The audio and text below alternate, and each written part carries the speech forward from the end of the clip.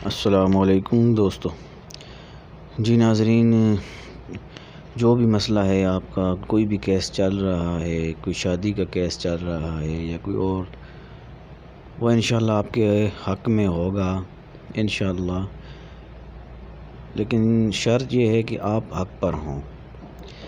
چاہتے ہیں کوئی معاملہ آپ کے حق میں ہو جائے، وہ شادی ہے، مقدمہ ہے، نوکری میں کوئی مسائل ہیں، تو نماز فجر کے بعد 101 بار یا عزیزو پڑھ کر ہاتھوں پر دم کر کے ہاتھ چہرے پر پھیر لیا کریں،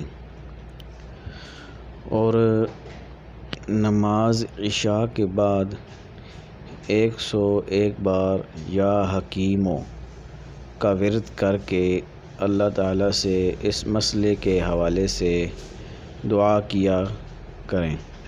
کم از کم 40 دن یہ عمل کریں۔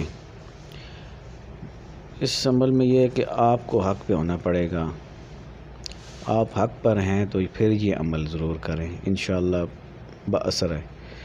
دوسرا وظیفہ ہے یا معزو، جو کوئی سے بعد نماز عشاء شب جمعہ 140 بار پڑھے، مخلوق کی نظر میں اس کی عزت، حرمت اور ہیبت بڑھے گی انشاءاللہ۔